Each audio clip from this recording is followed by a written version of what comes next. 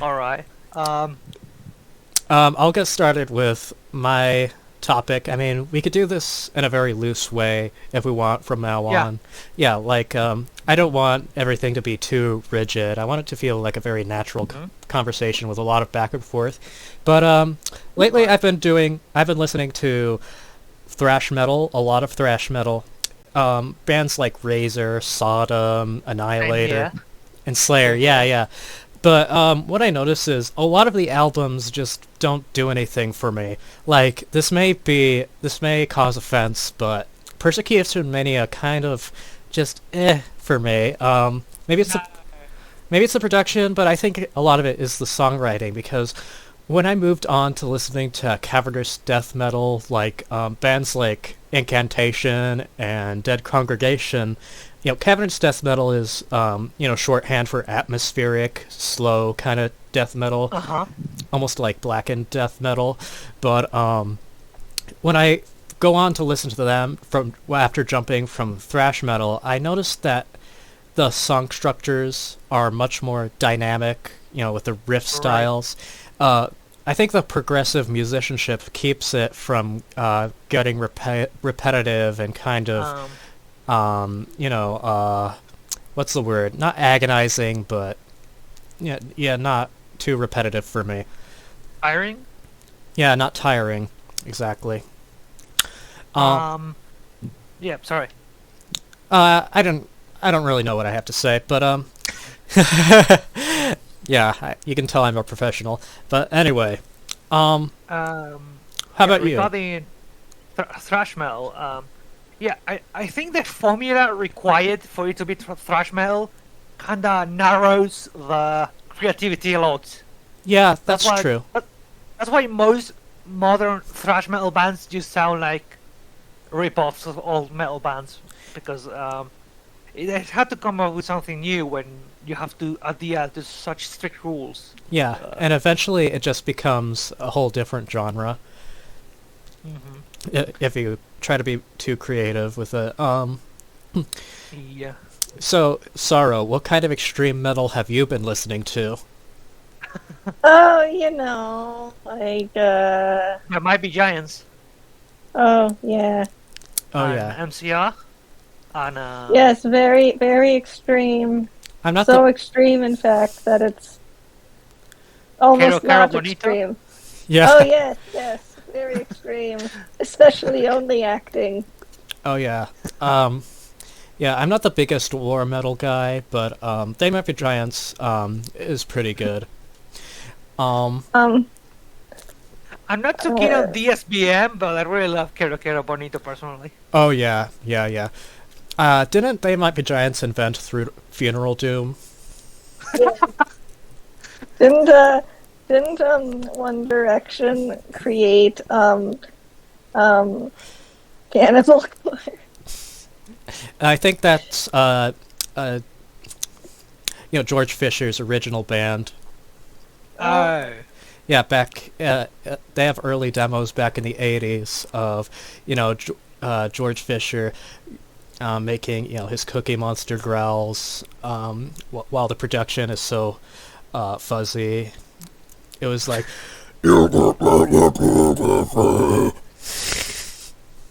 Oh, Cookie Monster's in a band? Oh, yeah. Yeah. He's actually the only real death metal vocalist. He just changes names. Okay. He's a very Okay. good costume. He's Yeah. a good cosplayer. Indeed. Yeah. Cannibal Corpse is my favorite anime, personally. Okay. So what else have you been doing, Sorrow, aside from listening to so much stream metal? Well, I'm playing video games. I started Ace Attorney this week. Ooh, the original one? Yeah. Oh, yeah, I played it as well. I didn't play the second or third one. I know there's like 100 or something, but I mean the trilogy. I only played the first one. But it's really good. I love it. Yeah. I'm still in the first one, but I do have the whole trilogy. I have not actually... Sorry, I don't know much about Ace Attorney. Can you guys explain a little bit what it's like?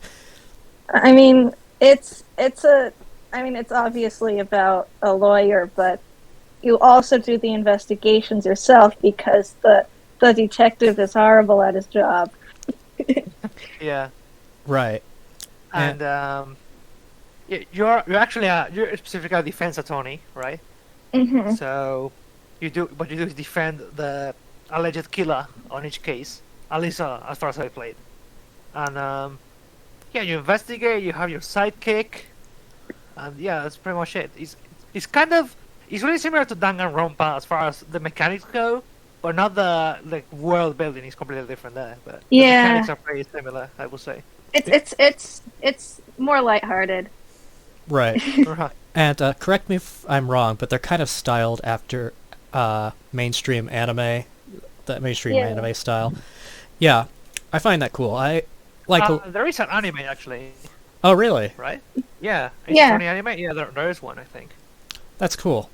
I do like detective games. I was a very big fan of LA Noir when I played it back on the Xbox 360. Back when I was a console peasant, that was my huge thing, and I think it got me partly into the genre of film noir, which is what we'll talk about later on in this episode. Ooh. Yeah, there are definitely important distinctions from the style of that game to actual classic film noir, but we'll get into that later. Hmm. But yeah, I watched a Matthew Matosis video. He has this series called Mega Micro Videos where he just goes on about, segment by segment, deconstructing various aspects of game design. There was there's a ton of direction to how they segue into each other, but he's always very insightful. When he talked about Ace Attorney, he said that an important aspect of it was the music, that it adds a lot of tension to the gameplay. Would you guys say that's accurate? Yeah, like there are times when someone's like when we're talking to like the witnesses and they say something, but then like the music just suddenly stops once they say something important. Right. Yeah, that sounds like it would add a lot of suspense. Yeah. That's really cool. I like how it's more simplistic than LA Noir. Like, LA Noir doesn't really need its Grand Theft Auto styled open world or, third person cover based shooter gunfights. Like, I think a more focused experience can allow it to be more of a detective game. Speaking of LA Noir, Yeah. I think there is a similar game being released by the creators of Danganronpa, right? Do you know anything about that, Sorrow? Actually I It's like- don't. It's like an open world detective game in Danganronpa style that's going to be released maybe next year or the year Oh. after that, I don't know. That's pretty But cool. It did remind me of LA Noir a little when I saw it. I forgot the name. Yeah, I gotta look into that because, yeah, I love soft open world detective game.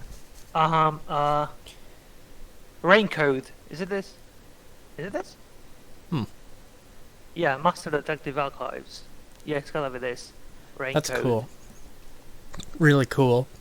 There's this other detective game, The Return of Obra Dinn, where it's one of the few black and white games I played. Black and white is very underrated, especially when it comes to game design. But Black and white.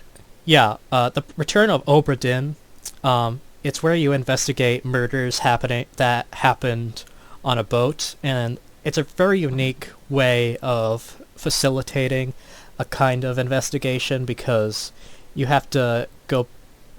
When you click on the bodies, you go back in time and you hear a little audio clip of the murders happening, and it gives you some clues as to who's who, since you get to link the characters to your notebook. It's a little complicated to describe, but you get like a list of people and a photo of them, and you can guess who's who based off the varying information, and you get a list of deaths, that you link to their, their demise.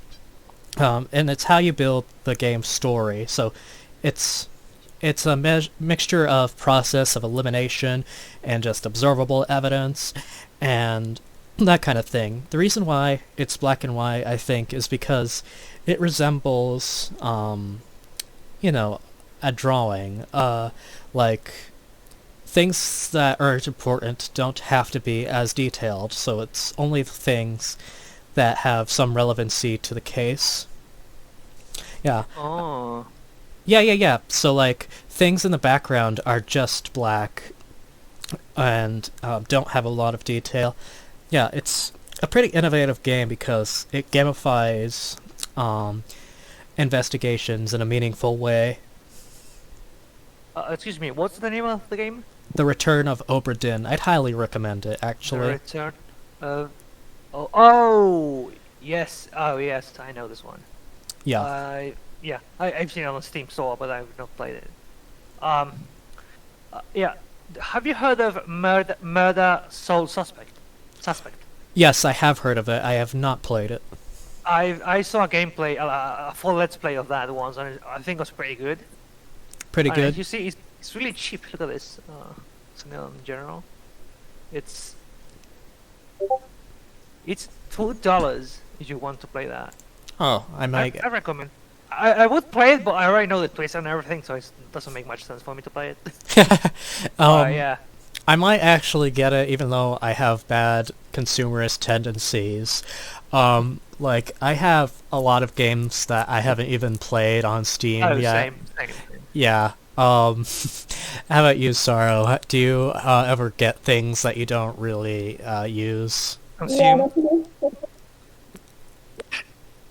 I do that with. But I do have some video games that because on Black Friday, just bought. You're right. Yeah. But yeah, I'm a very big fan of the mystery genre. In terms of movies, I've been watching a lot of South Korean police procedurals. One of my favorites so far has been Memories of Murder, which is based on real life case of a, serial killer rapist. Great. Yeah, very, very lighthearted stuff. But you don't, since this isn't really a spoiler because it's based on real life, but you don't ever get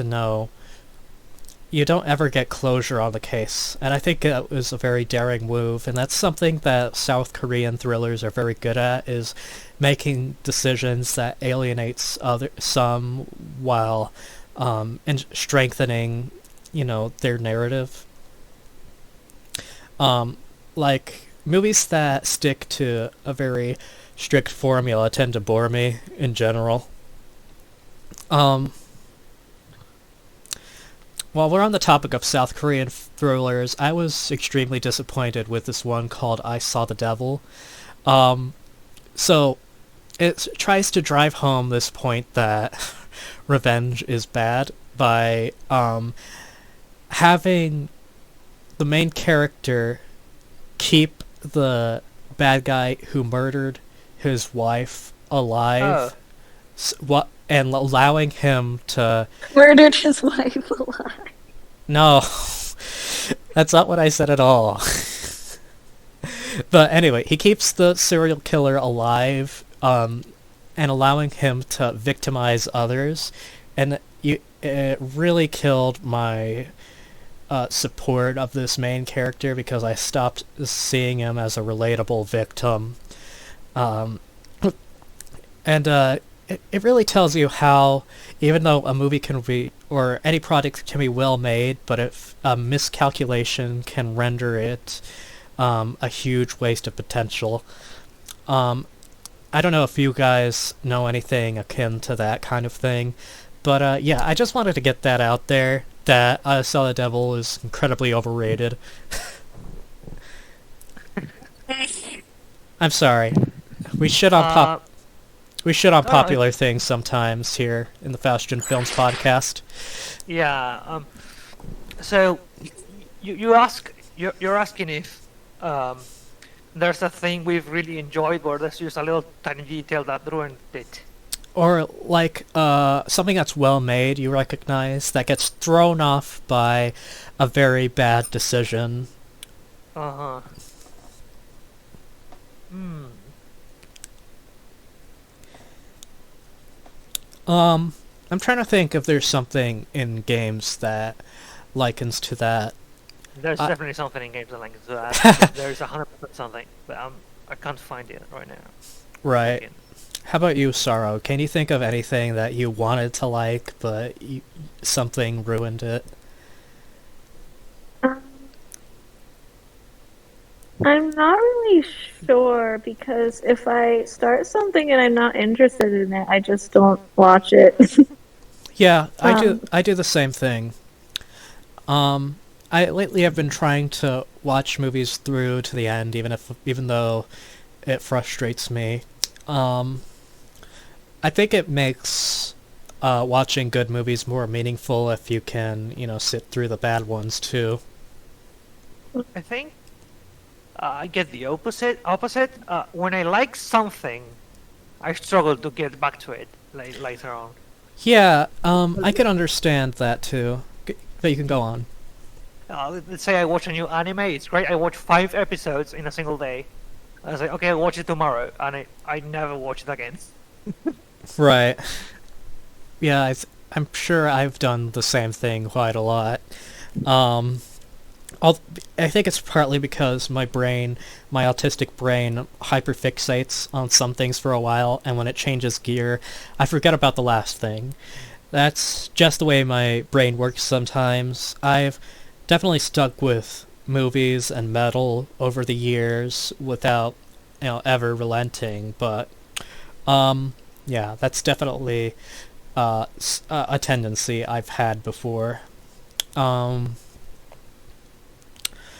Let's see.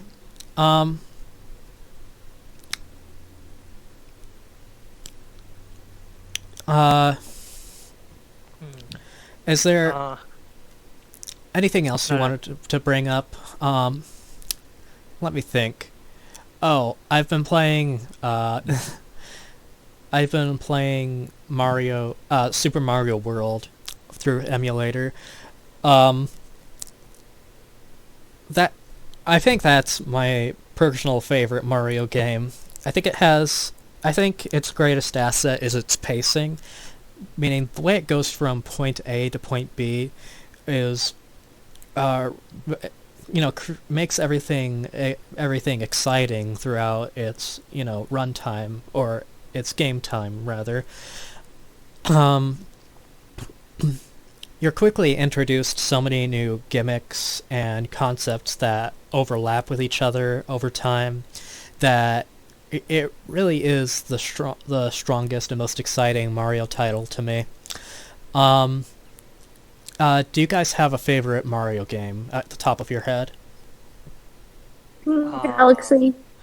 Galaxy. That I was obsessed with Galaxy when I played it.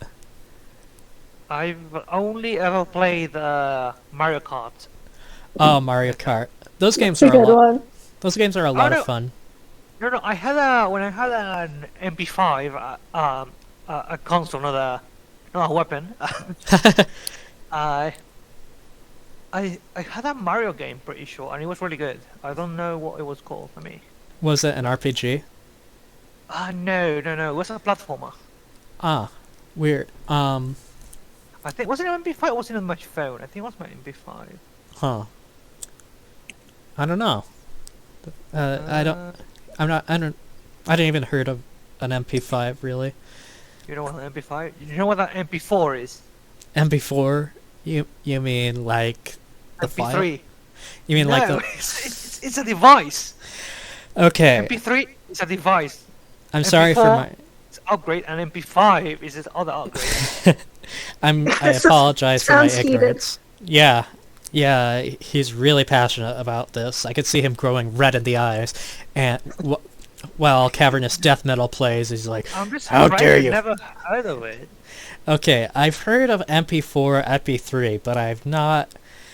But I don't have know you heard much. of a device called MP5 or I- MP4, MP3, or only the format? I have not. Okay, You don't know what an MP3 is? I know about the format. I know about MP4s and MP3s. I don't know what an MP5 console is. Well, you know what an MP3 device is? Yes, I know what an MP3 device okay, is. Okay, thank you. Yeah. Well, okay, I'm happy now. Okay. Okay. Oh my god.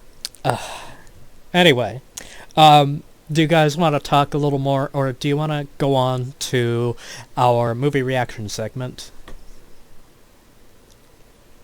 Well, I guess that tacitly answers that. Let's talk a little bit about what we're about to watch. We're about to watch The Phantom Carriage. I believe it's from the 1920 exactly. It's well, do you disagree? No, it's fine. Okay. Go on. So it's a silent film, and instead of talking about the director, which I'm sure we'd have no experience with, all of us, I want to talk about silent films. What are the experience of silent films you two have? I watched. What's it called? Charlie Chaplin? Charles. Yes, I watched that guy not too long ago. I watched a movie called The Pilgrim by him. Nice. Do you want me to tell you about it, or? Yeah, go ahead. Well, at the beginning of the movie, we can see Charlie Chaplin escaping prison, Yeah, and then he steals some clothes and dresses as a, what would you call it? Like a church guy, like a reverend, maybe. Right, Reverend or- old guy. or a Yeah, that preacher. kind of. Yeah. So that okay, and then he takes a train. And Right. apparently, a church was waiting for one of these guys, church persons, and they think it's him, actually. Oh, really? Yeah, different town. Yeah, and so he's taken to the church, and then anyway, That sounds fun. yeah. And then it's all going well. He turns into a good guy, kind of. But then he comes across an old cellmate of his. And of course, the cellmate wants to tell everyone that he's actually a bad guy. Oh, right. So then the cellmate steals some money from Charles Chaplin's romantic interest, and he has to go get it. And then, he still gets caught by the police anyway, and he's sent to jail. I mean, he doesn't get sent to jail. He's been taken to jail, and then the policeman is riding a horse, and that's right. And he's riding a horse, and Charles Chaplin is walking next to him, and they're next to Mexico. So the policeman tells Charles Chaplin to go pick up some flowers near the Mexico border, and then rides away. So he That wanted sounds ridiculous. to escape. What? Just all Is of that, it. is that ridiculous? Yes. But in a good way, right? Yeah, exactly. I love absurdism. How about you, Sorrow? I mean, actually, is that the extent of your knowledge of silent films? I think so, yes. Okay, so how about you, Sorrow? What do you know about silent films? I think I've also seen some Charlie Chaplin, but I've also seen Nosferatu, Mm-hmm. the original. Classic. So I think that basically that's all I really know. Right. Is that all you wanted to say about it? Yeah. Okay. I love silent films. My favorite one is probably The Golem. Typical. But anyway, what I love about silent films is that better than commercial talkies is they replicate the feeling of having a dream to me. In dreams, dreams are never very dialogue heavy for me. Uh, They are quiet without any loud voices, and the the black and white photography really makes the texture work more emphatic, and it was such a creative decade, the 1920s, that whenever I watch them, I get so inspired to make something of my own. It's something that gets me into filmmaking and pumped up for doing things like this podcast, for example. Anyway, I'm feeling good about this. Do you guys want to meet again after we finish this movie? sure.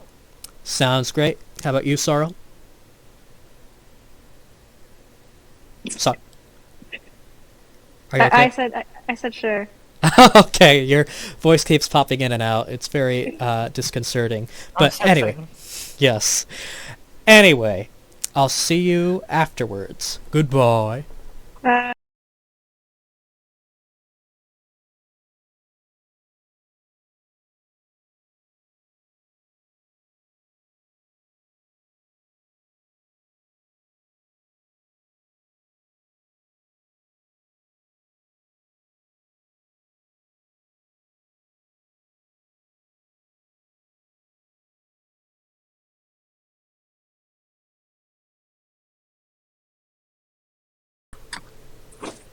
Hello, and welcome back. Excuse me, my face is in the corner, and we don't want that. Nobody wants Oh boy. Nobody wants to look at my face. Hey, I do want to. I think. you think? I think. Okay, that's better. Anyway, welcome back. I think that I have a new favorite silent film. That movie spoke to me on so many levels. One of the first things that really struck me while watching it is how the acting is actually pretty realistic for a silent film of that era. In most silent movies, they use a lot of pantomiming, a lot of exaggerated expressions, that kind of thing, but they used a lot of subtle mannerisms in this movie, and I have to believe that that was deliberate, and I think it really Yeah. helps it stand out for me. Do you know what I'm... I think since this is a very obscure movie, we should tell the audience what the movie was about. Okay, give a sure. little summary So, of it. yeah.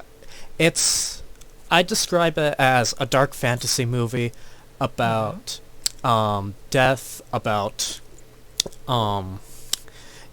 crime and punishment, about ultimate atonement for crimes, and it was all it all created a very mystical presence, a very dreamlike tone to everything. One thing that's notable is that it doesn't really use black and white, it uses monochrome. Like, most of the shots outdoor made use of blue scale, and I have to believe that because of the blue scale and the lingering imagery of death on the carriage, that Dissection's Somber Lane might have most likely have been influenced by it, especially considering that they're both from Sweden, this movie and Dissection. So, yeah. Is there something you guys wanted to say before I go on? No. No? No. Okay, another thing that makes this movie so groundbreaking is that it's told non-linearly. It's told through flashbacks and flashbacks within flashbacks. I love that. Oh yeah, that was pretty unprecedented for its time. I mean, when people think of non-linear movies, they usually think of movies like Pulp Fiction or Memento, but I don't know. well, Yeah. well, we don't expect you to know. Keep going. Yeah. But yeah. I give this an unconditional 10 out of 10 for how groundbreaking it is, for how enjoyable it is on a personal level, how it really speaks to me as a fan of darksome aesthetics, and how it maintains a forlorn kind of atmosphere the entire runtime. And I was even a bit touched by its ending. Like, it's not, I'm not easily phased by emotional resonance and humanistic themes like the kind this movie illustrates, but I think I was happy for, full spoilers, I was happy for how, what's his name again? I'm really bad with names, but David. yeah, David Holmes, was it? Yep. Yeah, I think you're right. I was really happy for how he turned a new leaf by the end of it, and it's not easy for films to do that for me, where I actually feel satisfied by a happier conclusion. But anyway, what would you guys give the movie a thumbs up overall? Was it not for you? Do you have anything you wanted to share at all? I really disliked it at the very beginning. It felt like something I wouldn't enjoy. Right. But by the time the carriage showed up, I thoroughly enjoyed it, and I would say it's overall thumbs up. I don't know about a number score. I mean, it's really different to what I usually watch or have watched in general. So I Yeah. won't be able to rate it, but I'd say maybe an 8. Solid 8. Yeah, I think that's a fair rating. I think that the beginning resonated with me as someone who, I like stories that are more about characters than, an overarching narrative or conflict, where the conflict is more internal and relates to suffering more than the threat of violence or death. And I think the beginning part, it really put you in the characters' heads, thanks to, amazing performances. How about you, Sorrow? Do you have anything you wanted to share? Just basically that since I'm not used to silent films, I feel like they really made use of their soundtrack. Yeah. Yeah. Yeah. I'm not sure if it's an original soundtrack, but yeah, it suited the visuals perfectly, for the most part anyway. I think that whenever it wanted to build tension, the soundtrack would reflect that intent, and especially the part that kind of reminded me of The Shining, where he was breaking down the door with the axe. Yeah, of course. Yeah. Definitely. So, yeah, if you guys are content, we can move on to our next segment. Sure. Well, I mean, I found it kind of weird how easily David's wife forgave him for everything he had done, Yeah, that's true. including breaking a door down with an axe menacingly, like The Shining. Yeah, I feel like this won't fare very well nowadays. yeah, you're not entirely wrong, and Yeah, it's a really abusive. It was a really abusive relationship. To yeah, forgive him like that. I mean, they didn't see, she didn't see him go through, the spirit world and everything we have seen that could have justified her changing her mind, but I'm willing to accept the movie more allegorically than, documentarily, because I do think it is a revolutionary film, and it can get away with some suspension of disbelief. Also, a more light-hearted comment. Do you see how he was more scared to hear that the bedridden woman was in love with him than he was scared to hear he had to be the Reaper for a year? Yeah. That was relatable. That was really relatable, actually. Yeah. As edgelords, we relate to that. Yeah. But, moving on, if you guys are content. Mhm.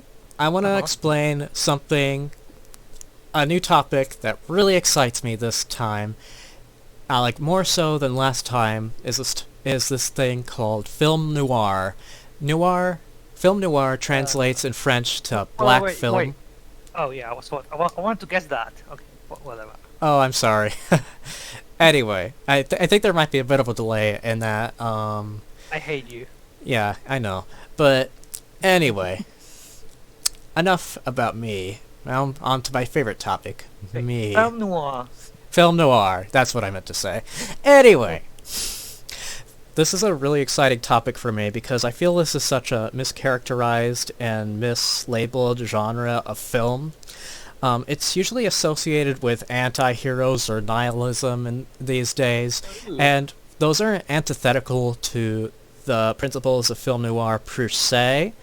But for those who are actually listening, I'm going to try to demystify what the film noir genre actually is in, the most accurate terms. So it's a genre that originated in the 1940s.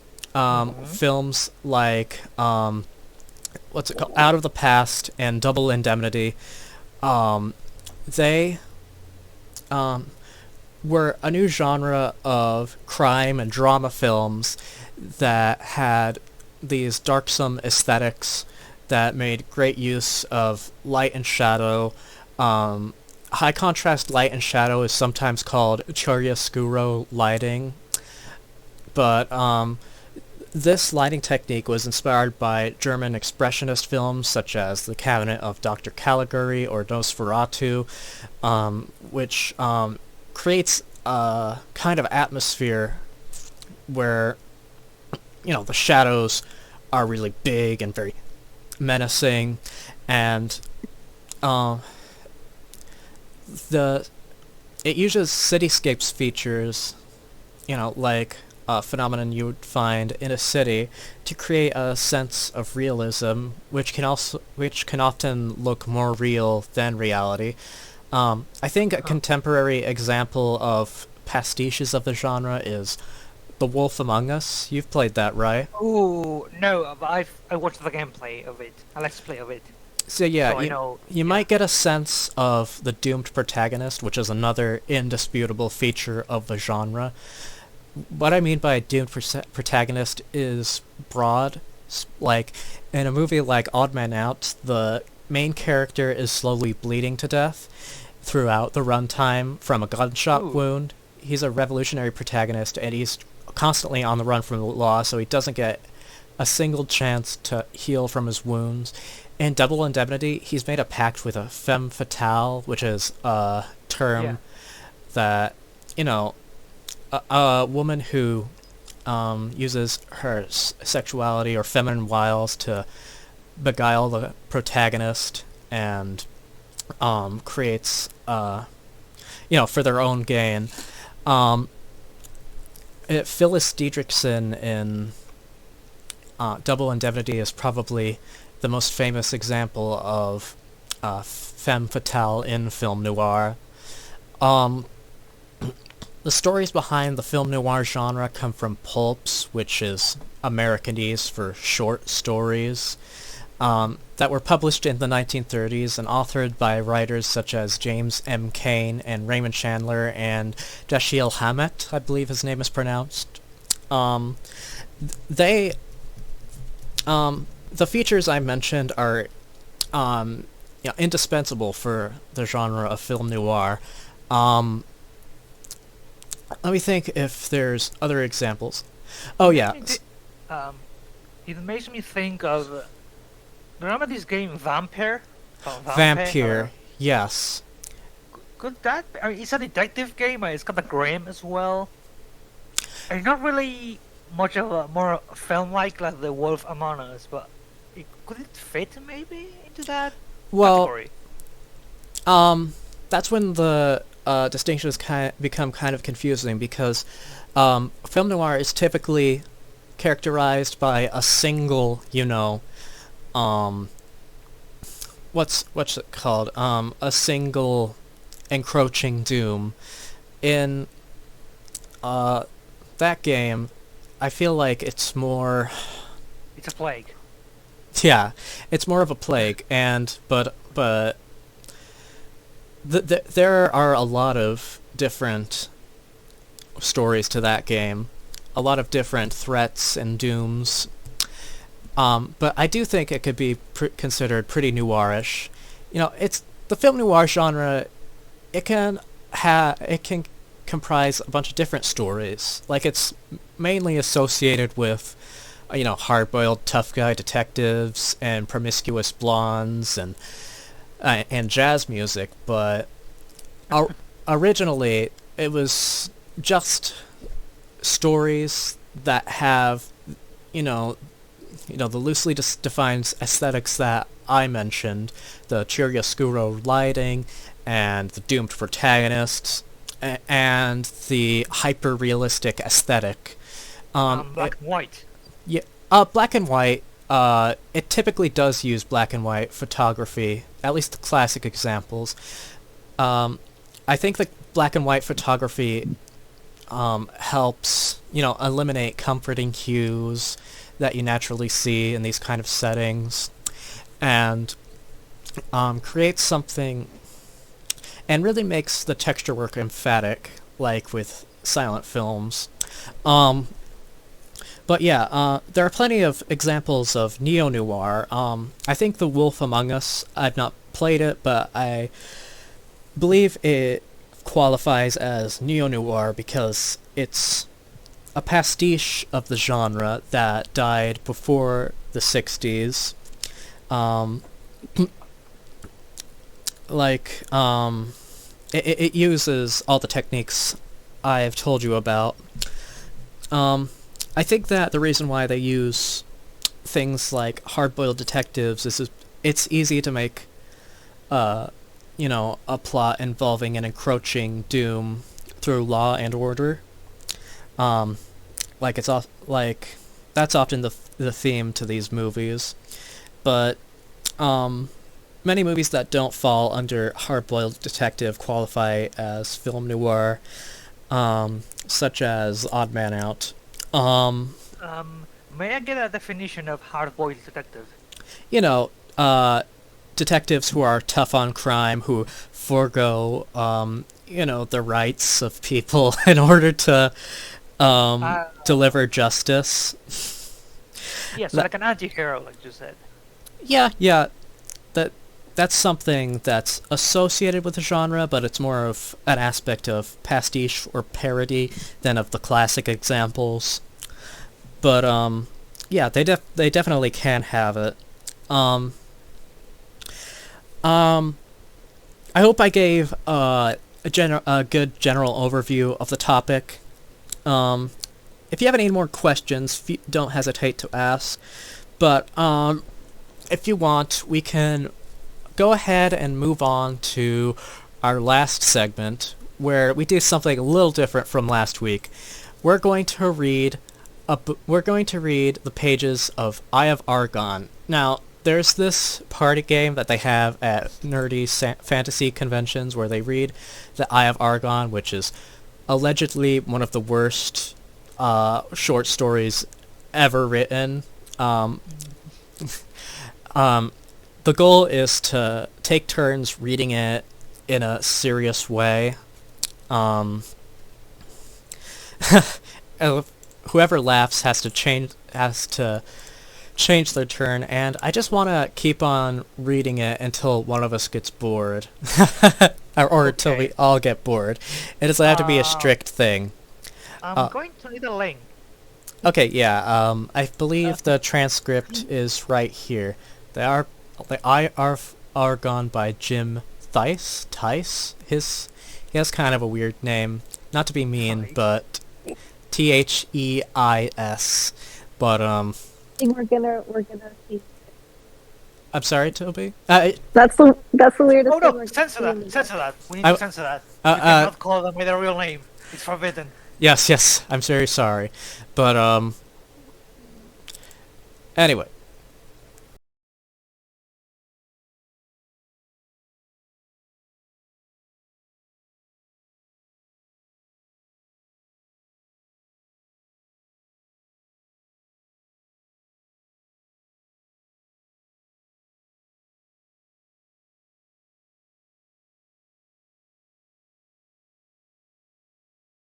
That's the weirdest Oh thing. no! Like, Censor I've seen. that! Censor that! We need I- to censor that. You cannot call them by their real name. It's forbidden. Yes, I'm very sorry. But, anyway. Can you say that again, Sorrow? Wink. I'm saying that the name is the name is the easiest thing we're gonna read today. The easiest thing we're gonna read today? The least weird. The least weird! Okay, I get it now. Okay, I sent the link in our Discord. Who wants to get started? Do you want me to get started, or... I'd like to start if you don't mind. Okay, sure. Okay, try to read dramatically as you want, but if you take it serious, I think it'll be funnier when some of the errors prop up. Okay. We can get started now. The weather-beaten trail wound ahead into the dust-racked climes of the barren land which... Where are the Kumas? Land which dominates large portions of the Norgolian Empire. H1 hoof prints smothered by the sifting sands of time shone dully against the dust-splattered crust of earth. The tireless sun cast its parching rays of incandescence from overhead, halfway through its daily revolution. Small rodents scampered about, occupying themselves in the daily accomplishments of their dismal lives. Dust sprayed over 3 even mounts in blinding cloud, while they bore the burdensome cargoes of their struggling overseers. Prepare to embrace your creators in the stinging hounds of hell, barbarian, grasped the first soldier. Only after you have kissed the fleeting steed of death, wretched, returned Gregor. Oh, I laughed. Oh dear. Does that count? Okay, you can keep Oh. going. No, you can go. Okay. A sweeping blade of flashing steel riveted from the massive barbarian's hide, enameled shield as his rippling right arm thrust forth, sending a steel-shod blade to the hilt into the soldier's vital organs. Oh, no. The disemboweled mercenary crumbled from his saddle and sank to the clouded sward, sprinkling the parched dust with the crimson droplets of escaping life fluid. That was kind of a chuckle. Yeah, I count that. Sorry. Okay. The enthused barbarian swiveled about his shock of fiery red hair, tossing robustly in the humid air currents as he faced the attack of the defeated soldier's fellow in arms. Damn you, barbarian, shrieked the soldier as he observed his comrade in death. A gleaming scimitar smote a heavy blow against... I don't like it. Okay. Okay. A gleaming scimitar smote a heavy blow against the renegade's spiked helmet, bringing a heavy cloud over the Scordian's misting brain, shaking off the effect of the pounding blow to his head. Gregor brought down his scarlet-streaked edge against the soldier's crudely forged hauberk, clanging harmlessly to the left side of his opponent. The soldier stared whined as he directed the horse back from the driving blade of the barbarian his husband. Gregor leashed his mount forward as he hoarsely pierced battle cry of his wilderness red rays resounded from his grinding lungs. A twirling blade bounced harmlessly from the mighty thief's buckler as his rolling right arm cleft upward, turning a foot of blinding steel ripping through the Cimmerian's post gullet.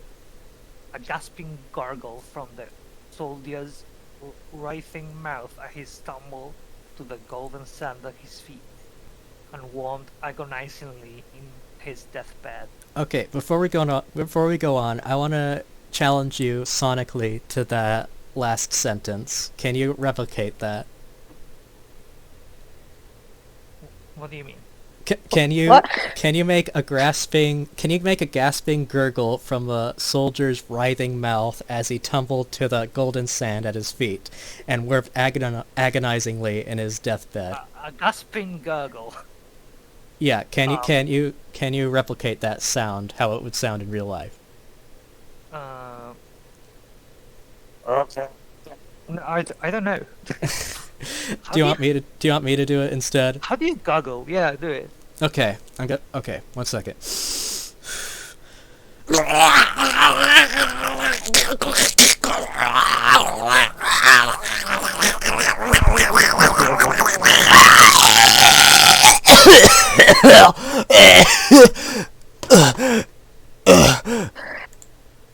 Are Okay, you go on. alright?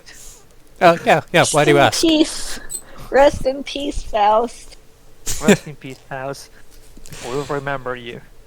Brigadier Emerald Green Orbs glared lustfully at the wallowing soldier struggling before his chestnut-swelled mount.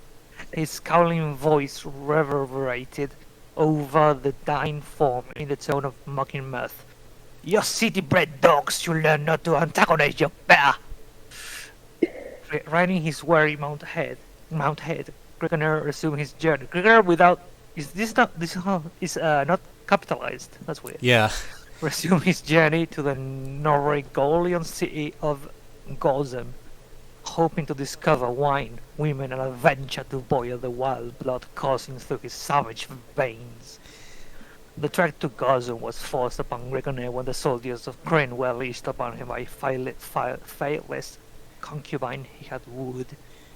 His scandalous activities throughout the Cimmerian city had unleashed throngs of havoc and of an uproar among the East-refined patricians, leading them to tack a heavy reward over his head. He had barely managed to escape through the back entrance of the inn he had been guzzling in, as a squad of soldiers pounced upon him. After spilling a sprout of blood from the leader of the mercenaries, he dismembered one of his arms. Oh fuck. I was laughing at how Buzzer read that, and I forgot that he was supposed to laugh. Go Okay. ahead. Well, before I go on, I want to look up this word "tounce" because I feel like he made it up. Okay. Okay, there's trounce, which is to thrash or punish severely, but Pounds. but it's actually tounce. So, there's an Urban Dictionary definition. Okay, used to give a negative answer to no extent or refuse. She is waiting for me to confirm or if I'll let go, if I'll go to her house, but I'll tounce. That's not a good. Okay, tounce. The act of providing a hand job while also double fisting their asshole, braiding their pubic hairs into either dreads or cornrows, and cupping each testicle. Feet are usually involved in this exercise.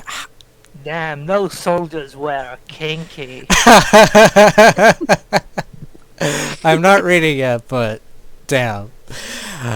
I got tounce from that bitch. This is an example, by the way. All night long. Damn, my cornrowed pubic hairs look fine, and shit, my ass hurts. By Danworth Norris and J. McRace and A.B. Log, July 6, 2006. Okay, that helps tremendously. I'll get started with Chapter 2. Arriving at the dusk in Gorsum, Grigner descended down a dismal alley, reining his horse before a beaten tavern. The red-haired giant strode into the dimly lit hostelry, reeking of foul orders and cheap wine.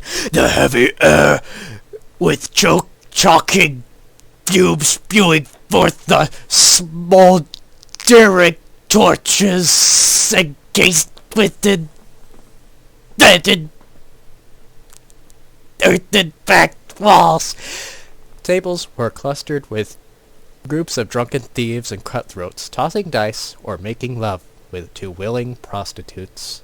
Aww. Oh, good thing about William. Yeah, it's very wholesome, actually. Oh, speaking of wholesome, eyeing a slender female crouched alone in a nearby bench, Grigner advanced wishing to wholesomely occupy his time. flickering torches cast weird shafts of luminescence dancing over the half-naked harlot of his choice. Her stringy orchid twines of hair swaying gracefully over the lithe opaque nose as she raised a half-drained mug to her pale lips. I feel like the way he described her hair could manifest in people's imaginations as anything, like, no two people will imagine the same thing. Glancing upward, the alluring complexion noted the stalwart giant as he rapidly approached. A faint glimmer sparked from the pair of deep blue ovals of the amorous female as she motioned toward Grigner, enticing him to join her. The barbarian seated himself upon a stool as at the wench's side. Oh, that was a little bit of a chuckle. You want to go on, Sorrow? Exposing his body, naked save for a loincloth brandishing a long steel broadsword, an iron spiral battle helmet, and a thick leather sandals. To her unobstructed view. Thou hast need to occupy your time, barbarian, questioned the female. Okay, I laughed. You laughed? Oh, Yeah. Okay.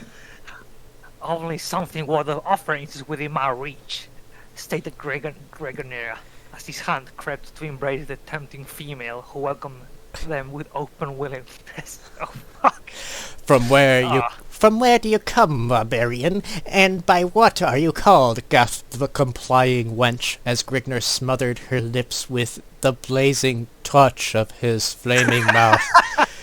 The engrossed titan ignored the queries of the inquisitive female, pulling her towards him and crushing her sagging nipples to his yearning chest. Without struggle, she gave in, winding her soft arms around the harshly bronzed hide of Grigner corded shoulder blades as his calloused hands caressed her firm, protruding busts.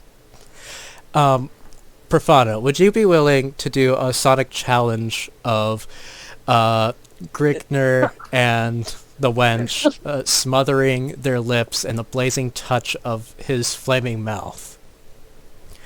Should we try? Okay. Okay. Should we do it together? Is one of us the barbarian and the other one the female? You can be the female. Like you're saying, from where did you come, barbarian? Go on. Where do you come from, barbarian? Say that. When do you come from, barbarian? Am I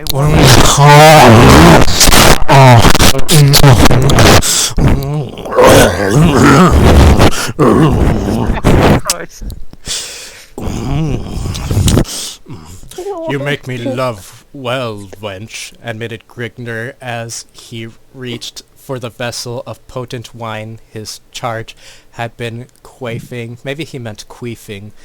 A flying foot caught the mug Grigner had taken a hold of, sending its blood-red contents sloshing over a flickering crescent, lashing tongues of bright orange flame to the foot-trodden floor. I have to believe that this was written by the guys who write the lyrics to Sarcophago. Like, if you read those lyrics, you'll notice the one-to-one precision with which this does everything wrong with... Okay, I laughed. Sorrow, do you want to move on with Remove Yourself? Okay. Remove yourself, Sirrah. This wench belongs to me, blabbered a drunken soldier, too far consumed by the influences of his virile brew to take note of the superior size of his adversary. Grigner lithely bounded from the startled female, his face lit up to an ashen red ferocity, and eyes locked in a searing pharaoh blaze toward the swaying soldier. To hell with you, braggart! bellowed the angered accordion as he hefted his finely honed broadsword. The staggering soldier clumsily reached towards the pommel of his dangling sword, but before his hands ever touched the oaken hilt, a silvered flash was slicing the heavy air. The thews of the savage's lashing right arm bulged from the glistening bronzed hide as his blade lit deeply into the soldier's neck, loping off the confused head of his senseless tormentor. With a nauseating thud, the severed oval toppled to the floor as the segregated torso of Grigner's bovine antagonist swayed, then collapsed in a pool of swirled crimson. Doesn't bovine mean related to cows? Yes, it does. I'm double checking that. Yeah, I think, yeah. that's right. Okay, carry on. In the confusion, the soldiers' fellows confronted Grigner with unsheathed cutlasses directed toward the latter's scowling makeup. The slut should have picked his quarry more carefully, roared the victim in a mocking baritone growl as he wiped his dripping blade on the prostrate form and returned it to its scabbard. I laughed because Yeah. I read something else. The fool should have shown more prudence. However, you shall rue your actions while rotting in the pits, stated one of the proud soldier's comrades. Brigadier's hand began to remove his blade from his leather housing, but retarded the motion face of the blades waving before his face. Dismiss your hand from the hilt, barbarian, or you shall find a foot of steel seething in your gizzard.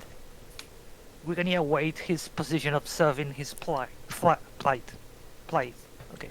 Whereupon he took the soldier's advice as the only logical choice. To attempt to hack his way from his present predicament could only warrant certain death. He was of no mind to bring upon his own demise if an alternate path presented itself. The will to necessitate his life forced him to shield the superior force in hopes of a moment of carlessness? Is that a word? Wait, Yes, it's carlessness. That's a word. I guess it means without Carl. Like, Carl was... If you don't have a car. Oh, Falta de auto. Oh, carelessness. Oh, It's spelt wrong. carelessness. Oh. Well, thanks, Google. yeah. Later upon the path of his captors in which he could effect a more plausible means of escape. That's also misspelled. Yeah. You may steady your arms. I will go without a struggle. Your decision is a wise one, yet perhaps you would have been better off had you forced death. The soldier mouth wrinkled to a sadistic grin of knowing mirth as he prodded his prisoner on with his sword point. After an indiscriminate period of marching through slanking alleyways and dim moonlighted streets, the procession confronted a massive seraglio? I'll look this up. Sorry, my Google's being annoying. Okay. The woman's apartments, harem, in an Ottoman palace. Okay, oh wait, I got lost. I laughed. Does that count? I wasn't laughing at it. Yeah, keep going. Okay. The palace area was surrounded by an iron grating with a lush garden upon all sides.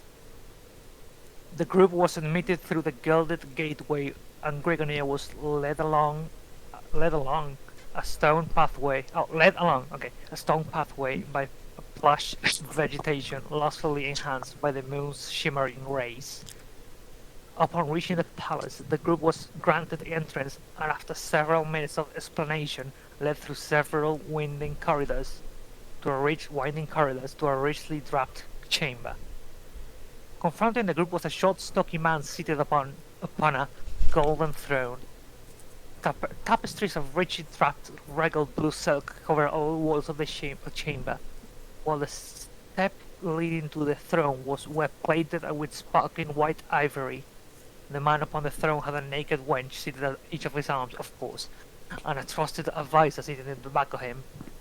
At each corner of the chamber, a guard stood at attention, with upraising pikes supporting in their hands, golden chainmail adorning their torsos, and barren helmets emitting scarlet plumes enshrouding their heads.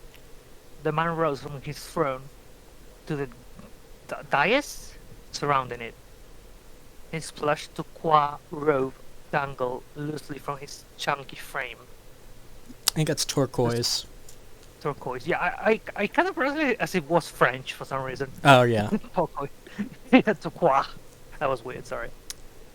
The soldiers surrounded Gregory fell to their knees with heads bowed to the stone masonry of the floor in fearful dignity of the sovereign, Lige.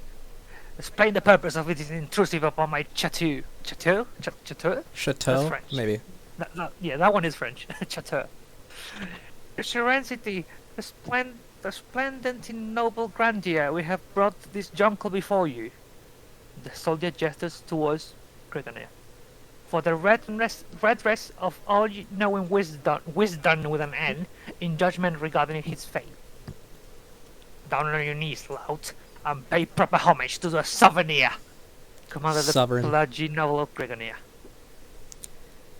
By the surly bird of Murfak, Gregonia kneels to no man, scolded the massive barbarian.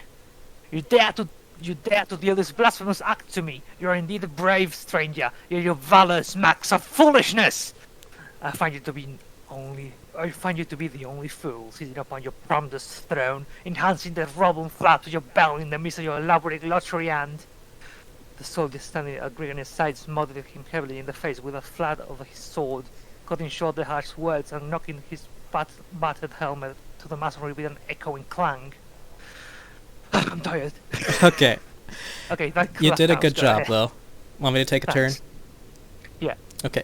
The paunchy noble's sagging round face flushed suddenly pale, then hastily lit up to a lustrous cherry-red radiance. His lips trembled with malicious rage, while emitting a muffled, sibilant gibberish. His sagging flabs rolled like a tub of upset jelly, then compressed as he sucked in his gut in an attempt to conceal his softness. Wait, did jelly exist in this universe? Like, I feel like it's... I Yeah, feel like it shouldn't exist. that's So I a wouldn't use that. that's a Yeah, very that's good weird. question. I wonder if Jim Tice will have an explanation when we have him on the show. The prince regained his statue, I think he means stature, then spoke to the soldiers surrounding Grigner, his face conforming to an ugly expression of sadistic humor. Take this uncouth heathen to the vault of misery, and be sure that his agonies are long and drawn out before death can release him. As you wish, sire. Your command shall be heeded immediately, answered the soldier on the right of Grigner, as he stared into the barbarian's seemingly unaffected face. The advisor, seated in the back of the noble, slowly rose and advanced to the side of the master, motioning the wenches seated at his sides to remove themselves. He lowered his head and whispered to the noble, "Eminence, the punishment you have decreed will cause such misery to the scum, yet it will last only a short time. Then release him to a land beyond the sufferings of the human body. Why not mellow him in one of the subterranean vaults for a few days, then send him to life labor in one of your buried mines, to one such as he, a life spent in the confinement of the Stygian pits will be infinitely more appropriate and lasting torture." The noble cupped his drooping double chin as in the folds of You his... laughed. Oh, damn it. You chuckled. Sorrow. The noble cupped his drooping double chin in the folds of his rhyming palm. Boner. What? Nothing. Meditating for a moment upon the Vag. rationality of the... You laughed. And then I said titty. No one gonna be able to get past this line. The noble cupped his drooping double chin in the folds of his rhyming palm, meditating for a Vagina moment boob. upon the rationality of the... What are you doing? I'm trying to... I want to talk again. Okay. I think it's time to stop.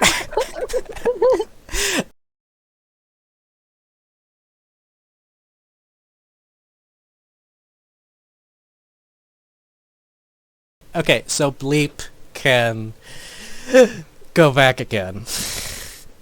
I won't cheat this time. Okay, let's see.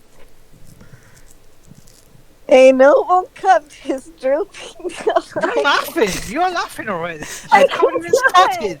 I didn't even say balls this time. Jesus Christ. You can go, Faust. Okay. The noble cupped his drooping double chin in the folds of his brimming palm, meditating for a moment upon the rationality of the counselor's words. Scrotum! What? Scrotum? Scrotum! What's funny about scrotums? Then raised his shaggy brown eyebrows, and turned toward the advisor, eyes aglow. As always, Agaffand, you speak with great wisdom. Your words ring of great knowledge concerning the nature of one such as he, saith the king. The noble turned toward the prisoner with a noticeable shimmer reflecting in his frog-like eyes, and his lips contorting to a greasy grin. I have decided to void my previous decree. The prisoner shall be removed to one of the palace's underground vaults. There he shall stay until I have decided that he has, sufficiently simmered, whereupon he is to be allowed to spend the remainder of his days at labor in one of my mines. Upon hearing this, Grigner realized that his fate would be far less merciful than death to one such as he, who is used to roaming countryside at will. A life of confinement would be more than his body and mind could stand up to. This type of life would be immeasurably worse than death. I shall understand the ways of your twisted civilization. I simply defend my honor. Excuse me. I am condemned to life confinement by a pig who sits on his royal ass wooing whores and knows nothing of the affairs of the land imagines to rule. Lectures Grigner? Why is there a question mark? I don't know. It must be deliberate because it's not like it's anywhere near where a question mark would be on a typewriter. So, or wherever he wrote this back when he did. So, it must really be been intended as a question. Maybe he forgot what he was writing about. Well, maybe Grigner didn't actually say that. Maybe it was Agafnd. I totally laughed there. I think this is enough. Yeah. Yeah, let's... I think we cannot top that. Can I read the next question mark. sentence? Yeah, you can Sure, read the go next ahead. sentence. Enough of this. Away with the slut before I lose my control. Okay, are sluts males in this universe? I don't know. Like, he was talking to Grigner, wasn't he? Like, he does seem particularly... Well, I guess he did have the dalliance with that whore, but he wasn't there to see that. I'm a little lost. I was. Did you notice how during the movie, at the end it said slut? Yeah. Actually, people. I think it means like Yeah, it end. means the end in. Oh Yeah. yeah. It was Okay. pretty fun. I guess it's away with Slut. with the end before I lose control. I guess he's referring to him as an end in Swedish for some reason. Like, um, books canonically often aren't, written in the language they're being Right. spoken in, except for rare cases. So I guess this is some kind of offshoot of Sweden after Yeah. a desert apocalypse or something. Yeah. And- Google Translate says slut means final in Swedish. Ah, Final. that makes sense. Away with Away the with the final. Oh, maybe he was watching the World Cup. He watched Argentina win. Oh, yeah, that's Yeah, true, that's it. I'm true. pretty sure. Yes. What a based king. Yeah, indeed. Anyway, we'll have to find a way to top this next week, because... Yeah, I don't. Wait, can we? In case people didn't understand, I want to reread the last sentence. Okay, So it's a quote, okay? It says, "I shall never understand the ways if you twist the civilization." It doesn't say off. It doesn't say off. I simply defend my honor and am condemned to life confinement by a pig who sits on his royal ass wind horse and knows nothing of the affairs of the land he imagines to rule. Then the quote ends, and then it says, "Lectures Grigner," and there's a question mark. oh my god. He doesn't know who said it. Okay. This gotten more laughs out of me than last week. I'll give it that. Yeah. Oh my god. Okay. This has been the Faustian Films podcast. Oh, wait, I want to read another quote. Down Okay, here. go ahead. Before me, Sarah. Before me, as always. Ha! Ha! Ha! Is it supposed to be like Mandark? Like, ha ha ha, ha ha ha ha ha, ha ha ha. It says ha! Coma. Ha ha! Coma. Ha! Nobly cackled. Oh, can you nobly give us a Nobi cackle, Faust? It doesn't even say who did it. I guess it was Nobly that did that. Yeah, it doesn't say. Like, maybe it's Mowgli from that movie. Fuck that. I can't remember movies these days, but Harry Potter. oh yeah. Yes. Can you say it like him, Toby? Sorrow. God damn it. Damn it, censor that. Before me, Sarah. Before me, as always. Ha ha ha ha.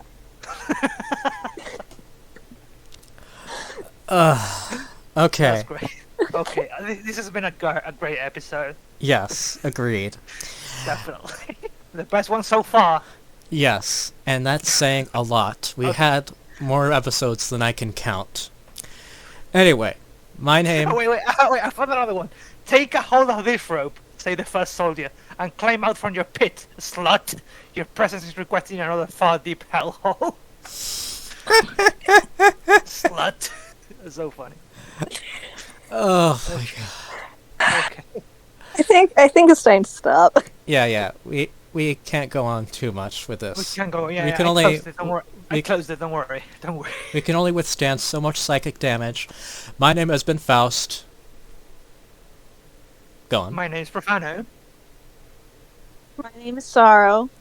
And this has and been... we'll see you next week. In the next video. Bye. Bye bye. Bye-bye. Alt F9.